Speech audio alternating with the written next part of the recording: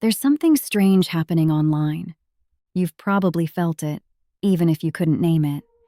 You open YouTube, and the thumbnails look almost identical. Bold text, one shocked face, dramatic color contrast.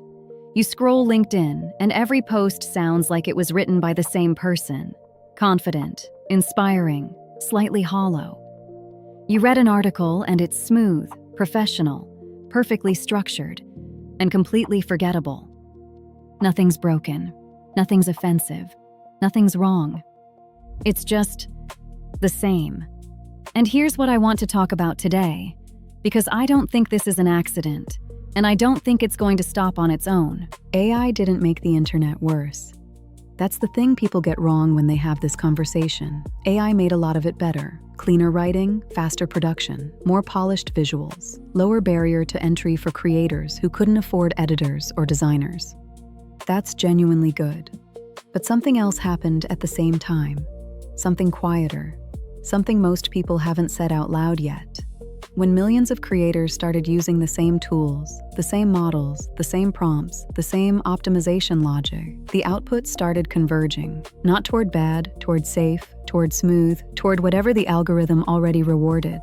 And smooth, it turns out, is its own kind of problem. Think about the last piece of writing that actually stayed with you. Not an article that was well organized, not a video that was cleanly produced. I mean something that hit you, something that felt like it came from a specific person, a specific moment, a specific way of seeing the world. There's a word for that. It's called voice. And voice is almost always slightly imperfect. It's the writer who uses a sentence fragment for emphasis. The creator who pauses too long before saying something hard. The filmmaker who holds a shot 2 seconds longer than comfortable.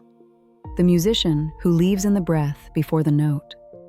Those are fingerprints, and fingerprints, by definition, don't optimize well. AI is very good at removing them, not because it's trying to, but because it's trained on what's average, what works, what's already been rewarded.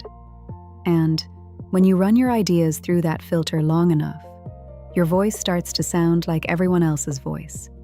This isn't a criticism of AI, it's just physics. When you use a tool that was built on averages, you get outputs that pull toward the mean. Here's where it gets personal.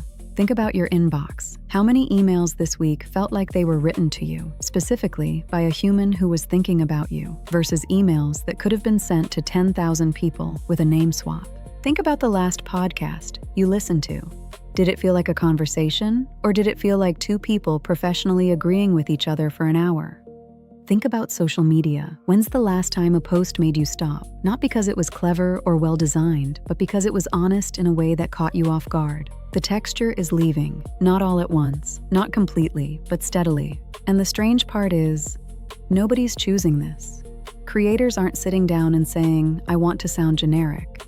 They're using tools that help them work faster, and those tools are quietly sanding down the edges. Here's the thing that I keep coming back to. When everything is polished, nothing is surprising. When nothing is surprising, nothing is memorable. And when nothing is memorable, you just keep scrolling. The platforms know this.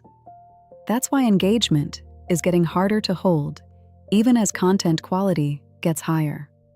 Technically better, emotionally flatter.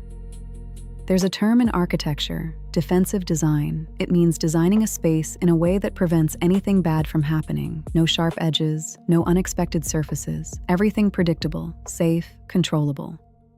It also produces spaces that feel vaguely depressing to be in.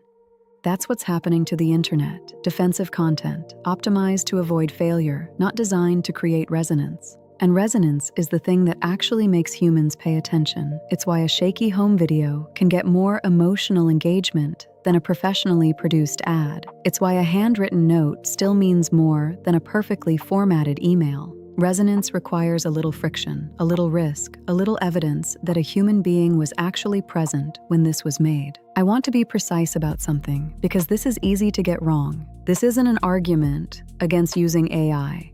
I'm not saying go back to doing everything by hand. I'm not saying AI tools are bad. I'm saying something more uncomfortable than that. AI can make your work cleaner, but it can also remove your fingerprints. And if you're not paying attention to that, if you're handing the whole process over and just publishing whatever comes back, you're not producing your work anymore. You're producing a well-optimized approximation of what content is supposed to look like. The question isn't whether to use the tools. The question is whether you are still in the work, whether your judgment, your perspective, your specific way of seeing the world is still shaping the output, or whether you've outsourced that too. Because here's what AI can't give you. It can't give you your specific reason for caring about this. It can't give you the thing you noticed that no one else did. It can't give you the discomfort you felt, or the question that kept you up, or the detail that hit different because of something you've lived through. Those are yours. And they're exactly what people actually connect with. The internet is getting smoother, more consistent, more produced, and at the same time, people are starving for something that feels real. That tension, right there, is the most important creative opportunity of the next 10 years. Not, how do I use AI better? But, what do I bring that AI can't smooth away? Your fingerprints aren't a flaw in your work. They might be the whole point.